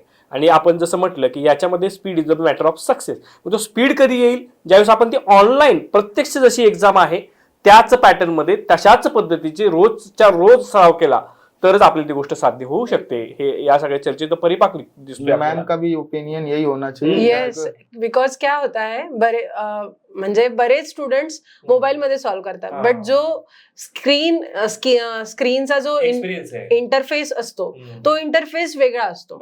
आता सपोज आता प्रत्येक एक्झामला आपल्याला एक सेकंड लँग्वेजही चूज करावी लागते, तर मग त्यामध्ये काही मराठी चूज करतात, काही हिंदी चूज करतात। तर मग तिथे काय होतं, क्वेश्चन जर सपोज पहिले इंग्लिश मधला असेल तर खाली मराठीतून दिलेला असतो, त्याचं ठीक आहे, त्याचं तुम्ही आन्सर काढलं, पण ऑप्शन साठी तुम्हाला अप अँड डाऊन करावं लागतं। आणि एक्झामला तुम्हाला तुमचा माऊस ऍक्टिव्ह नसतो, म्हणजे माऊसचं जे अप अँड डाऊन आहे स्क्रोल तो चालत नाही, तो बंद असतो। म्हणजे तुम्हाला तिथे तो जो स्क्रोल आहे तो स्क्रोल खाली घ्यावा लागेल। म्हणजे हा एकदम मायन्यूट पॉइंट सांगितला, बट हा कॅन्डिडेट साठी प्रत्येक सेकंडचा 5 सेकंद वाचवणारा पॉइंट आहे। एकदम काउंट होते, बिलकुल, डेफिनेटली 1200 सेकंड का गेम है 20 मिनिट सेकंदाचा विषय आहे सगळा। येस, मग त्या पॉइंटने जर तुम्हाला त्या इंटरफेसची जर सवय असली तर डेफिनेटली तिथे जास्त म्हणजे बरेच मुलं होतात नर्वस होऊन जातात एक्झाम मध्ये, ब्लँक होतात, समोर दिसतंय पण काही एकदम घाम फुटतो, जमत नाही, ते त्याच्याचमुळे होतं, कारण त्या लेवलची प्रॅक्टिस नसते। प्रिपरेशन जर चांगल्या लेवलला असलं तर समोर काही येऊ द्या, we are ready to fight. बरोबर मॅडम, आता हे रेडी टू फाईटचा मुद्दा खरंच आहे, पण हे रेडी होणं कधीपासून असलं पाहिजे? 11वी 12वी अंडर ग्रॅज्युएशन कधी केलं पाहिजे? सर, IBPS पॅटर्न असा आहे की ज्याच्यामध्ये जर एक मुलाने प्रिपरेशन सपोज आज चालू केलं, ठीक आहे, आज चालू केल्यानंतर जर त्याने व्यवस्थित पद्धतीने, आता कसं आहे, आता एक्झामचा माहोल असतो आणि IBPSच्या एक्झाम्स जेव्हा असतात तेव्हाच बाय बॅड लक आपल्या सगळ्या इंडियातले जेवढे फेस्टिवल्स असतात सगळे फेस्टिवल्स तेव्हाच असतात, म्हणजे तो एक डिस्ट्रॅक्शन पॉइंट घेऊन जातो, बरोबर आहे। मग तेव्हा जर त्याने स्वतःला डिस्ट्रॅक्ट नाही केलं, त्याने फक्त आणि फक्त अभ्यासावर फोकस केला, काही नाही, 1 वर्षाची दिवाळी स्किप करणं मोठी गोष्ट नाहीये। म्हणजे मी तर माझ्या स्टुडंटला सांगते, आपली दिवाळी खरी तेव्हा ज्या दिवशी आपलं सिलेक्शन झालं, दॅट इज दिवाळी। अशी नॉर्मल दिवाळी तेव्हा लोकांनी दिवाळी सेलिब्रेट केली होती, कारण राम परत आले होते 14 वर्षाचा वनवास करून, त्याला आनंद झाला होता म्हणून त्यांनी दिवाळी सेलिब्रेट केली। आपल्याला कसला आनंद झाला? आपण कसली दिवाळी सेलिब्रेट करतोय? सो आपला आनंद कधी आहे? जेव्हा आपण पोस्ट घेऊ, आपण सिलेक्शन घेऊ तेव्हा, म्हणजे जेव्हा ह्या सीझन मध्ये, आणि ऑब्व्हियसली हा माइंड गेम आहे, जेव्हा तुम्हाला म्हणजे असे डिस्ट्रॅक्शन्स येत आहेत, फेस्टिवल डिस्ट्रॅक्शन, सगळे फॅमिली एकत्र येत आहेत, मग तिथे तुमच्याकडे प्रायोरिटी फिक्स्ड पाहिजे की नाही, हे कोणी जरी काही जरी आले, मला माझ्या अभ्यासाला एवढा टाइम देणे, मला अभ्यास करणं। जेव्हा तुम्ही हे रेग्युलर बेसिसवर कराल आणि त्याचा इम्पॅक्ट तुम्हाला जेव्हा लास्टला दिसेल, तर ऑब्व्हियसली जे लोक पहिले तुम्हाला प्रिपरेशन झोन मध्ये बरेच जण असतात जे काही काही बोलतात, म्हणजे हे प्रत्येक एस्पायरंटच्या जर्नी मध्ये येतं। मैं आपको इस पे कहता हूँ, मैं क्लास 6 में था तो संस्कृत का एक श्लोक था, हमारे यहाँ यूपी में तो हिंदी और संस्कृत कंपलसरी लैंग्वेज है, उसमें विद्यार्थी के लिए 5 चीजें मैं आज भी बच्चों से कहता हूँ, जिसमें होता था काक चेष्टा बको ध्यानम स्वान निंद्रा तथेवचा अल्पहारी गृह त्यागी विद्यार्थी पंच लक्षणम। इसका मतलब होता है कौवे की जैसे चेष्टा। आप देखिए, कौवे को अगर रोटी का टुकड़ा उठाना है ना, तो एक आदमी नीचे कितना भी उसको इंतजार करता रहे कि आएगा तो मैं मारूंगा, वो आप उसको हाथ दोगे वो थोड़ा ऊपर जाएगा, फिर जाके बैठा रहे, पर वो लेके जाएगा, वो चिकाटी बोलती है। मराठी का में चिकाटी। बको ध्यानम, बकुला एक पैर पे खड़ा होकर अपना निशान करेगा, उसका हाँ। ध्यान कहीं नहीं होगा। आज की डेट में हमारे पास क्या होता है, बच्चे के दिमाग में क्या है, यूट्यूब पे पढ़ रहा है, बीच में इंस्टा की रील देख रहा है, ओ मेरा नोटिफिकेशन 36 व्यू बढ़ गए, उसके व्यू कुछ नहीं है। या तो तुम वही कर लो या तो छोड़ दो। बिल्कुल। ध्यान तुम्हारा अगर मल्टीपल जगह है तो नहीं हो सकता। बकुले की जैसे ध्यान, स्वान निंद्रा, आप कोई कुत्ते को सोते हुए देखो, मेरा तो नाइट में मैं जब भी निकलता हूँ, आप देखो गाड़ी बगल से थोड़ी भी लेके जाओ, वो तुरंत अटेंटिव हो जाएगा। उसके दिमाग में रहता है कि उसका मेजर मोटो क्या है, किसी चीज की रखवाली करना। तो बच्चे को भी यही होना चाहिए कि जब वो सो के उठे ना, तो उसके मन में लगना चाहिए मेरा टाइम कहाँ वेस्ट हो रहा है, क्यों हो रहा है, मेरा कितना टाइम कहाँ जाना चाहिए। स्वान निंद्रा तथेवचा अल्पहारी। आज की डेट में मैं देखता हूँ बच्चे, अभी जैसे क्या होता है, महाराष्ट्र में कोई होता है जिसमें नॉनवेज नहीं खाते उस पीरियड में, और जिस दिन वो खत्म होता है उसके बाद बच्चा इतना स्वादिष्ट हो जाता है कि वो पहुंच के 2 प्लेट उसको खाना ही है, तो उसको खाने पे ज्यादा ध्यान। बच्चे आते हैं मुझसे मिलते हैं, सर यहाँ कहाँ अच्छी मेस मिलती है, ये नहीं पूछेंगे सर अच्छी बुक कहाँ मिलती है, अच्छी चीजें कहाँ। अल्पहारी, अल्पहारी का मतलब क्या हुआ कि जितने खाने से आपका जीवन चल जाए। इंपॉर्टेंट चीजें वो है, इंपॉर्टेंट चीजें आपका उद्देश्य होना चाहिए। अल्पहारी। और लास्ट इंपॉर्टेंट लाइन, गृह त्यागी, घर की मोह माया से दूर की। घर से फोन आया, अत्ता गणपति आहे, तुम्ही या, इधर से बच्चे ने बुक किया, अत्ता दिवाली आहे, पता लगा किसी की शादी है, वो चला गया, 15 दिन वो गायब ही रह रहा है। तो ऐसा नहीं, गृह त्यागी मतलब गृह की जो मोह माया है, इनसे दूर रहने के बाद ही आप एक विद्यार्थी का जीवन जी सकते हैं। और जब आप कॉम्पिटिटिव की बात करते हैं ना, तो you are a student, you are aspirant. Aspirant ऐसे ही नाम नहीं दिया गया है, आपको बहुत कुछ छोड़ के आना पड़ेगा, बहुत कुछ सोच के आना पड़ेगा, तब जाके कहीं आपको वो जो लास्ट में ट्रॉफी दी जाती है, एक वो आता है, पूरा ज्वाइनिंग लेटर आपके हाथ में आएगा। मैं आपको बता, किट आता है वो पूरा। जिस दिन आपके पास, मैं कहता हूँ IBPS में आपको लिख के आएगा ना, congratulation you have been provisionally shortlisted for, आपके आंख से आंसू नहीं रुकेंगे। वो जो बच्चा जो सेलेक्ट होता है पहली बार मेहनत करके, और जिस दिन उसने अपने माँ बाप को जाके ये बोला ना कि मैं सेलेक्ट हो गया, मैं कह रहा हूँ उसके माँ बाप के आंख में अगर आंसू ना आए उस दिन, तो कहिएगा आप। मैंने इतने लोगों को देखा, क्योंकि वो सफलता के आंसू होते हैं, और माँ बाप को ये उम्मीद क्लियर हो जाती है कि मेरे बच्चे का जीवन अब सफल हो गया। वही तो सब माँ बाप की इच्छा रहती है। तो मोस्ट इंपॉर्टेंट टर्म इज कि भाई कहीं ना कहीं आपको सेक्रीफाइस करना पड़ेगा। You get what you want, so focus on what you want। मतलब आप जो चाहते हैं वो आपको, जिस पे आपका फोकस रहना चाहिए, तो आपका फोकस उसी चीज पे रहना चाहिए जो आप चाहते हैं। ऐसा है वो तो सब सारा मुद्दा घूम फिर के फोकस पे आता है। आपको फोकस रहना है। अभी डिस्ट्रैक्शन बहुत बढ़ गए हैं कि इस जमाने में, मतलब सोशल मीडिया तो इतना बड़ा डिस्ट्रैक्शन हो गया है, रील्स का बात यहाँ पे निकला है, सबका स्क्रीन टाइम बढ़ गया है, एडिक्शन बढ़ गया है। तो इस एडिक्शन से आपको बचना है। आपने सही मायने में बताया कि एस्पिरेंट की क्या मतलब, उसकी मूल्य क्या होने चाहिए, वो क्या रहना चाहिए, उसके आचार विचार कैसे रहने चाहिए, इस पर बहुत गंभीर बात सरने की है। मॅडम, आता ते तर सगळं तुम्ही केलंय आणि म्हणून तुम्हाला यश मिळालंय। बरोबर आहे। आणि सर तुम्ही जसं बोलले की एक्झॅक्टली टाइम किती लागणार, हा तर जर सपोज आज चालू केलं विदाउट डिस्ट्रॅक्शन, जर त्यांनी 6 महिने एकदम प्रॉपरली दिले, ठीक आहे, 6 महिने फुल फ्लेज्ड प्रिपरेशन केलं, तर त्यानंतर 6 महिने एक्झामचा फेज असतो। बिकॉज बँकेच्या कोणत्याही एक्झाम्स घ्या, नोटिफिकेशन आल्यानंतर ऑलमोस्ट 6 ते 7व्या महिन्याला तुम्हाला जॉईनिंग लेटर भेटतं प्रत्येक बँकेच्या ह्याच्यात। मग तुम्ही RRB घ्या, IBPS किंवा SBI वॉट एव्हर, ठीक आहे। तर मग म्हणजे पहिले 6 महिने प्रिपरेशनचे आणि नंतरचे 6 ते 7 महिने तुमच्या एक्झाम्सचे। जर हे प्रॉपरली 1 ते 1.25 वर्ष दिलं तर डेफिनेटली तुमचा फर्स्ट अटेम्प्ट मध्ये निघू शकतं। फर्स्ट टाइम मध्येच निघायला पाहिजे। आणि आता परत तोच मुद्दा माझा आहे मॅडम, मी ज्या मुद्द्यापासून सुरुवात केली होती, बरेचसे पॅरेंट्स इकडे येतात, इन्फिनिटी टिकेटच्या काउन्सिलिंग रूमकडे येतात, रिसेप्शनला आल्यानंतर पॅरेंट्स पण सोबत असतात मुलांचे। आता तर असं सुरू झालेलं आहे की काही पॅरेंट्स इतके ओव्हर कॉन्शियस आहेत की माझा मुलगा आत्ता 10वीला आहे आणि मला त्याला बँकिंगमध्ये आणायचं आहे आणि मला त्याला बँकिंगमध्ये ऑफिसर अधिकारी बनवायचं आहे, तर मग आत्ता आम्ही काय केलं पाहिजे, किंवा आम्ही आत्ता काय क्लास लावणं गरजेचं आहे का, किंवा आम्ही क्लास कधी लावला पाहिजे? ऍक्च्युली सर हे ओपिनियन पॅरेंट्सचं झालं। व्हॉट अबाउट द स्टुडंट, की ज्याला करायचंय त्या मुलाचं काय? बिकॉज पॅरेंट्सचं ओपिनियन मुलांवर थापून ते करतील असं नाही, त्याचं स्वतःचं काहीतरी ओपिनियन असेल। पॅरेंट्सची इच्छा आहे म्हणून ते करतील, तर कदाचित ठीक आहे, चला सिलेक्शन पण काढतील, पण ते तिथपर्यंत नाही पोहोचणार। बरोबर। मुळात मुद्दा आहे माझा परत एकदा तोच प्रश्न आहे की कधीपासून आपण याला सुरुवात? मेरा रिकमेंडेशन इस पे मैं आपको बता देता हूँ माधव सर, जिस दिन बच्चे को लग जाए क्या होता है, मैंने बहुत से बच्चों को पढ़ाया है, 12th के बाद उनके गार्जियंस एडमिशन करा देते हैं, अच्छी खासी फीस भी दे देते हैं, बच्चा उस समय सीरियस नहीं होता, वो 4 दिन क्लास आता है, 5वें दिन नहीं आता, 6वें दिन नहीं आता, फिर सैटरडे संडे मनाता है, फेस्टिवल मनाता है, और फिर वो 6 महीने के बाद वो फिर क्लास छोड़ देता है और दोबारा से फिर उसको उस क्लास में बैठने की इच्छा नहीं होती। मैं ये कहता हूँ जिस दिन बच्चे ने पूरी तरीके से इच्छा बना लिया, अगर 12th के बाद बना लिया तो that is the right time, graduation के बाद बना लिया तो राइट टाइम, इंजीनियरिंग होने के बाद बनाया that is the right time, पर जिस दिन आपने शुरू किया उस दिन आपके मन में ये होना चाहिए कि मैं क्लास मिस नहीं करूंगा और जितना मेरे टीचर मुझे इंस्ट्रक्शन देंगे मैं फॉलो करूंगा। क्या बात, irregularity is not the part here कि आप इरेगुलर कैंडिडेट को अपने गार्जियंस के विषय ले आके 10th के बाद डाल दिया, बच्चा 3 दिन आया 6 दिन नहीं आया, कोई फर्क नहीं पड़ता, उसके दिमाग में केवल क्या है, घर वालों ने कह दिया हम एडमिशन ले लेते हैं, that is the important term. तो बच्चे के मन में लगन जिस दिन से आ गई, जिस दिन से गार्जियन को लग जाए कि मेरा बच्चे के मन में सच में मैंने जो एम बनाया है क्या ये भी वही सपना देख रहा है और दोनों के सपने सेम है, तो फिर साकार करने में समय नाही लगेगा। बरोबर।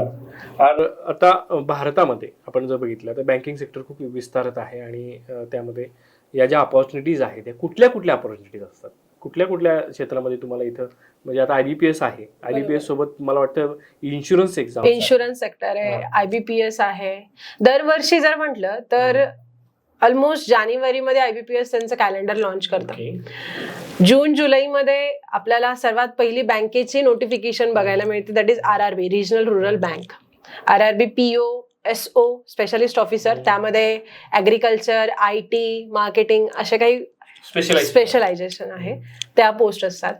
त्यानंतर क्लेरिकल पोस्ट असते ज्याला ऑफिस असिस्टंट म्हणतात, ही RRB ची झाली। त्यानंतर RRB पण IBPSच्याच अंडर येतं, ठीक आहे।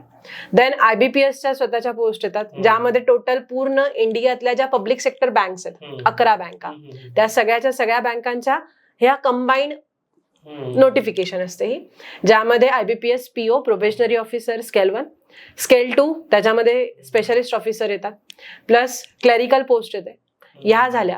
प्लस त्यानंतर जर म्हटलं तर SBI ची पण काढली जाते, SBI PO, SBI clerk, then almost 1-1.5 वर्षानंतर RBI असिस्टंट बघायला मिळते, RBI ग्रेड B येते, पण फक्त एका की ग्रेड B चा मेन्सचा सिलेबस फार डिफरेंट है, इकोनॉमिक्स एंड ऑल। बच्चों को थोड़ा सिंप्लीफाइड करता हूँ, आप इतनी बातें करें। देखिए पहली चीज है तो आप ये देखिए कि पोस्ट 2 होती है, एक ऑफिसर बनना, एक क्लर्क बनना। तो जहां पे भी जाओगे एक ऑफिसर बनोगे, एक क्लर्क बनोगे। फिर उसके बाद ये बैंकिंग का स्ट्रक्चर देख लो, जैसे स्ट्रक्चर होता है वैसे पोस्ट होगी, जो बैंक है वो नौकरी देगी। पहली है RBI, तो RBI में आपको 2 पोस्ट मिलेगी, एक को ग्रेड B कहा जाएगा, एक को असिस्टेंट कहा जाएगा। फिर SBI, तो SBI में PO एंड क्लर्क। जितनी भी नेशनलाइज बैंक है ये सब एक साथ मर्ज हो गई हैं, ये IBPS के थ्रू आएंगी, IBPS PO एंड क्लर्क।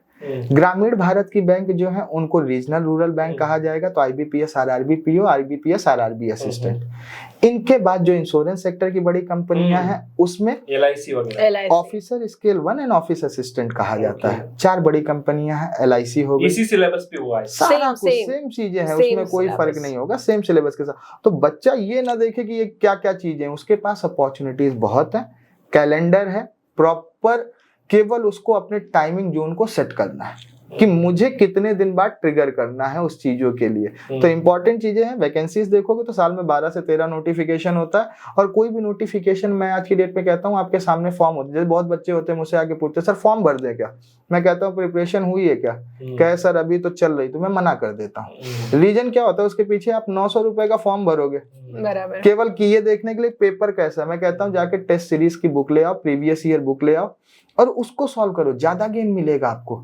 तो प्रिपरेशन प्रॉपर करने के बाद अपॉर्चुनिटीज बहुत है, साल में 13-14 मैम ने आपको बता दिया। स्ट्रक्चर में यही है, SBI की वैकेंसीज मिलेगी, नेशनलाइज बैंक की IBPS के थ्रू, ग्रामीण बैंक की IBPS RRB K through, along with oriental India insurance, new India insurance, national housing bank भी मिलता है, LIC भी मिले, यूनाइटेड इंडिया इंश्योरेंस है, ओरिएंटल इंडिया। तो वैकेंसीज तो बहुत है, उसके बारे में सोचना ही नहीं। अपॉर्चुनिटीज की अगर बात, अपॉर्चुनिटी की ही बात चल रही है, मेरा आपसे थोड़ा सा अटपटा सवाल है सर। जब मैं किसी भी बैंक में जाता हूँ तो बैंक में मुझे जो ऑफिसर या जो क्लेरिकल का स्टाफ दिखता है गुप्ता, वर्मा, शर्मा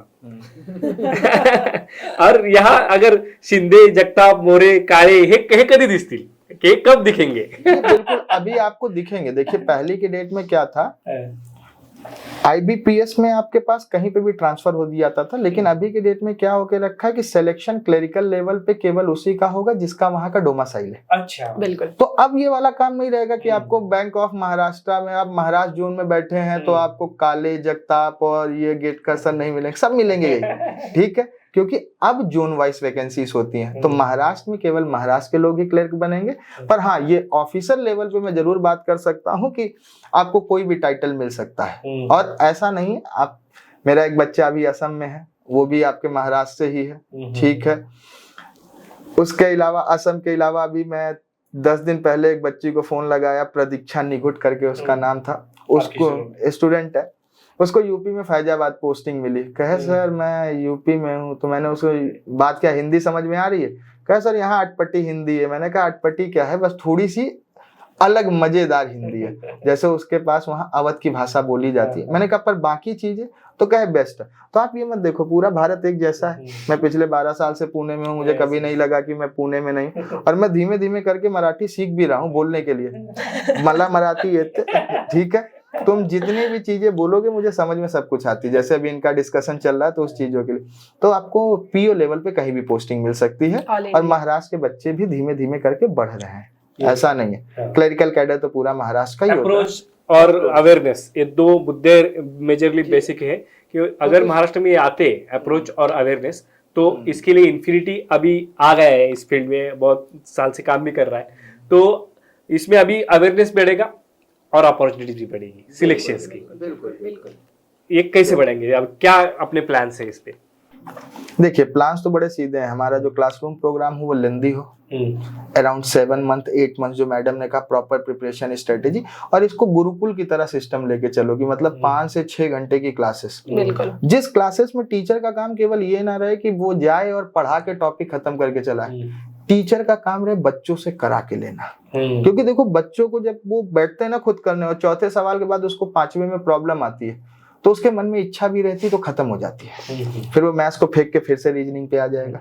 तो एक सिस्टम ऐसा है जिसमें क्या कहते हैं, आप मैक्सिमम लेंदी क्लासेस कीजिए, और उसमें कंटेंट भगाने के पीछे नहीं, प्रैक्टिस कराने के पीछे काम कीजिए। उससे ज्यादा जरूरी है इवोल्यूशन ऑफ दैट वन। तो test series is the important game. हर सब्जेक्ट की टेस्ट सीरीज हो, हर टॉपिक की टेस्ट सीरीज हो, प्रॉपर प्री की टेस्ट हो, मेंस की टेस्ट हो, तो बच्चे को अपना इवोल्यूशन खुद पता चले, और उसकी जो इवोल्यूशन है वो इस प्रॉपर गाइडेंस के साथ रहे कि इससे तुम्हें कोई फर्क नहीं पड़ता तुम 2 नंबर लाए हो या 4 लाए हो, तुम्हें अगली बार इससे आगे जाना है। और तीसरी इंपॉर्टेंट चीज है कि उसके लिए जो प्रॉपर प्री के लिए क्या जरूरी है, मेंस के लिए क्या जरूरी है, इंटरव्यू के लिए क्या जरूरी है, हर एक पैनल अलग अलग चीजें प्रोवाइड करे उसको। एक प्रॉपर ऐसा नहीं कि 2 ही इंसान खड़े हैं और वो सब कुछ खत्म कर दिया उसके लिए, वो वही मैथ्स भी है, वही रीजनिंग भी पढ़ा रहा है। मैं तो आज तक यही मानता हूँ, एक टीचर या तो मैथ्स में अच्छा हो सकता है या तो रीजनिंग में, बिल्कुल, या तो वो इंग्लिश में अच्छा हो सकता है या GS में। अब आप कह दो मैथ्स का ही टीचर आपको रीजनिंग भी पढ़ा देगा, इंग्लिश भी पढ़ा देगा, पढ़ाने को तो वो 15 सब्जेक्ट पढ़ा सकता है, पर परफेक्ट के साथ एक ही चीज पढ़ाए वो ज्यादा जरूरी है। और इसमें और एक मुद्दा है सर, जो बहुत सारे एग्जाम्स है उसमें पर्सनैलिटी टेस्ट या उसको डिस्कशन TI, इसमें कैसे प्रिपरेशन रहता है? देखिए, इसमें बहुत आसान है, 7 दिन की प्रिपरेशन लगती है, इससे ज्यादा कुछ नहीं लगती।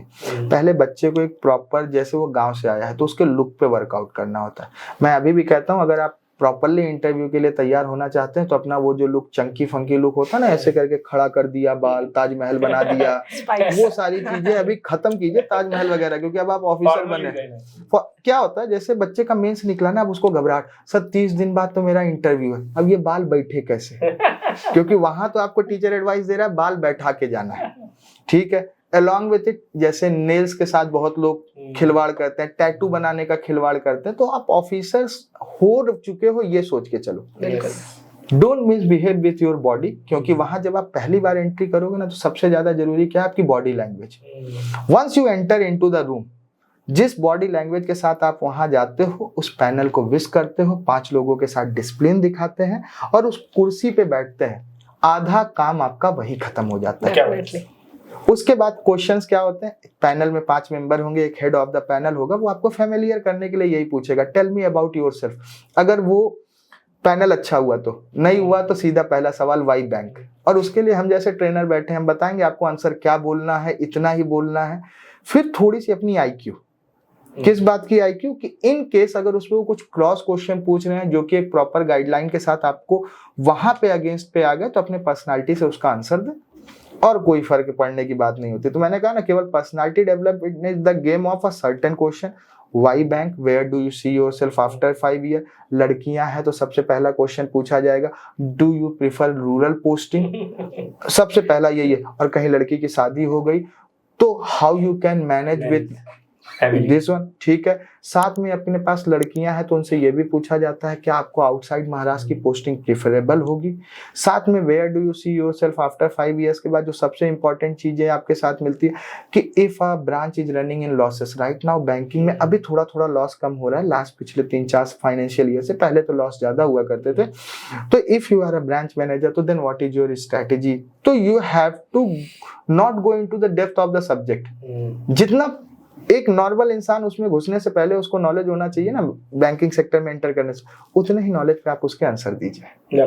मॅडम तुम्ही जो स्वतः अनुभव घेतलेला आहे, किती मुलाखती दिल्या तुम्ही टोटल एकदा? सर मी आतापर्यंत ऑलमोस्ट 6 इंटरव्ह्यूज दिलेले. 6 इंटरव्ह्यूचा अनुभव आहे तुमच्याकडे, मग कसा होता हा एकंदरीत अनुभव? सर एक्झॅक्टली पहिला माझा इंटरव्ह्यू होता IBPS PO 2021चा. तर त्यामध्ये पण एकच होतं की जसं आता सर बोलले की छोट्या छोट्या गोष्टी नोटीस करतात. माझा इंटरव्ह्यू पुण्यातच झालेला. किती लोक पॅनल मध्ये? 5 लोक. 5 लोक. येस. किती ड्युरेशन होतं? ऑलमोस्ट 20 मिनिटं इंटरव्ह्यू चाललेला. आणि एक असतं की म्हणजे पॅनल तुम्हाला पहिल्यांदा कम्फर्टेबल करतं, बट जेव्हा त्यांना दिसते की नाही आता तुम्ही कम्फर्टेबल झाले तर पहिला प्रश्न संपत नाही, लगेच दुसरा प्रश्न येतो. Rapid fire. It's a fire, complete rapid fire. म्हणजे तिथे आणि असं पण नाही की तुम्हाला प्रत्येकच प्रश्नाचं उत्तर द्यायचंय, नाही आलं ठीक आहे बट जेन्युअनली सॉरी बोला. बट तिथे सॉरी नाही येते, पण जर तिथे तुम्ही काहीतरी उगाच नाही आय थिंक आय गेस असे उत्तर दिले तर ते चालत नाही, म्हणजे अप्लायच होत नाही ते. सो एकच आहे की तुमचा जेन्युअननेस तिथे जास्त मॅटर करतो. देन SBI POचा इंटरव्ह्यू दिलेला. SBI POला तर मला स्वतःला खूप ग्रिल केलं होतं भयंकर लेवलला. म्हणजे सगळ्या ह्याच्यातून घुसले. माझं बॅकग्राऊंड सांगायचं झालं तर मी सिव्हिल इंजिनियर बॅकग्राऊंड आहे, प्लस त्यानंतर फॅमिली बॅकग्राऊंड मध्ये म्हटलं तर माझी आई पण बँकेत आहे, माझे वडील ऑडिटर, माझा भाऊ LIC मध्ये, वहिनी कोटक महिंद्रा बँकेत. म्हणजे असं बँकिंग बॅकग्राऊंड, मग त्यावरून मग तू इंजिनिअरिंगच का केलं, असे म्हणजे फायरिंग आणि ग्रिलिंग भयंकर चालू होतं. बट ठीक आहे, चांगला होता तो पण एक्सपिरियन्स. तो पण ऑलमोस्ट एक 18 मिनिटापर्यंत चालला. पण मग माझं ते सिलेक्शन मिस झालं होतं ऍक्च्युली. म्हणजे माझा प्री मेन्स आणि इंटरव्ह्यू नंतरची फायनल 2000 लोकांची जी लिस्ट होती तर तेव्हा कट ऑफ होता 46.41चा आणि मला 46.30 मार्क्स होते. 0.11ने मिस झालं होतं. सो म्हणजे त्यावेळेसचं जे दुःख असतं ते म्हणजे असं असतं की 10 मार्काने मिस झालं त्याचं एवढं काही वाटत नाही, बट पॉइंट म्हणजे 0.11. आणि नेमका सिनारिओ असा होता की प्रत्येक वेळेस माझा रिझल्ट मी माझी स्वतः बघायची आणि तो रिझल्ट माझ्या पप्पांनी बघितलेला. सो म्हणजे भयंकर लेवलला होता. 0.11 से ज्यादा दुख कब होता है पता है? जब आप वहाँ 1 सेकंड कम हो जाए, आपने आंसर निकाल लिया हो और स्क्रीन पे सामने क्वेश्चन हो और आप जैसे ही माउस लेके गए उसने सबमिट कर दिया. यस. आपके हाथ में समय भी नहीं रहेगा कि आप वहां से मांग ले मैडम 1 सेकंड. तो उससे ज्यादा दुख तो पहले वहां से लेंगे. तो हुआ था एग्जाम में मेरा. तो हर सेकंड इम्पोर्टेंट है, हर सेकंड से हर पॉइंट इम्पोर्टेंट है. 0.1 भी इम्पोर्टेंट है. 0.01 भी इम्पोर्टेंट है. मतलब उस बार ऐसे भी कुछ लोग थे कि जिनका 46.40 पे भी उनका मार्क्स थे. तो एंड SBI इज लाइक की जो कभी वेटलिस्ट नहीं निकालती PO की. आणि पुढे तर मग तुम्ही मग पुढे परत एक्झाम देत गेली. अजूनही एक्झाम्स देते. एक्झाम आता देण्याचा मोटो असा आहे की एक्झॅक्टली आपण टीचिंग करताना स्टुडंट्सचे रिव्ह्यू घेताना काही प्लस मायनस होतं. सो त्यापेक्षा आपण स्वतःच बघितलं की एक्झॅक्टली एक्झाम लेवल काय आहे काय नाही, त्या पद्धतीने तर त्या पद्धतीने आपल्याला आपल्या टीचिंग मध्ये काही अपडेशन्स करता येतात. सो त्या पॉइंटने टीचिंग आता तुमचं पॅशन बनले. Yes definitely. तर इन्फिनिटी अकॅडमीचं हे वैशिष्ट्य राहणार आहे की ज्यांना ज्यांच्या हाताखाली 500 पेक्षा जास्त बँकिंगमधले अधिकारी घडले गेलेले आहेत, 12 वर्षाची ज्यांची लिगसी आहे असे पल्लव सर, आणि त्यासोबत एक गौरी मॅडम की ज्या स्वतः 5 ठिकाणी त्यांचं IBPS मधून सिलेक्शन झालंय, PO लेवलचं सिलेक्शन आहे, आणि त्या आता पॅशनेटली या शिक्षणाच्या माध्यमातून किंवा टीचिंगच्या माध्यमातून आपल्याला गाईड करणार आहेत. आणि त्यासोबत आपले संघपाल सर की ज्यांचा सुद्धा एक मोठा अनुभव या सर्व स्पर्धा परीक्षांमधला असणार आहे, आणि आमची सर्व टीम इन्फिनिटी तुमच्यासोबत असणार आहे. आणि बँकिंगमध्ये आता इथून पुढे जे आपण बोलत होतो आतापर्यंत, जे आपण बोललो आता की अवेअरनेस असेल किंवा गायडन्स असेल, याबाबत एक परिपूर्ण अशी संस्था आपल्याला मिळणार आहे चॉईससाठी. तर विद्यार्थी मित्रांना माझी विनंती राहील की या व्हिडिओच्या सोबत जे नंबर्स तुम्हाला दिसत आहेत डिस्क्रिप्शन बॉक्समध्ये, जो गुगल फॉर्म भरलाय आणि ज्यांना बँकिंगची तयारी करायची आहे त्या सर्वांनी हा गुगल फॉर्म जरूर भरावा. आणि हे असे मेंटॉर्स आपल्याला तिथं मार्गदर्शन करतील आणि त्यांच्यासोबत आपल्याला त्या यशापर्यंत, त्या यशाच्या शिखरापर्यंत आपलं बोट धरून आपल्याला तिथे घेऊन जातील, असे हे मेंटॉर्स आपल्याला लाभलेले आहेत. याचा आपण सर्वांनी खूप फायदा घ्यावा. आणि हा व्हिडिओ ज्या पालकांपर्यंत, तुमच्या फॅमिलीमध्ये, तुमच्या मित्रपरिवारामध्ये जर कोण बँकिंगची तयारी करत असेल तर प्रत्येकापर्यंत हा व्हिडिओ पोहोचला पाहिजे, याची जबाबदारी तुम्ही प्रत्येकाने घ्यावी. आणि त्यासोबत या आपल्या चॅनलला तुम्ही सबस्क्राईब करावं, फॉलो करावं आणि हा जास्तीत जास्त मित्रांपर्यंत शेअर करावं, हीच तुम्हाला सर्वांना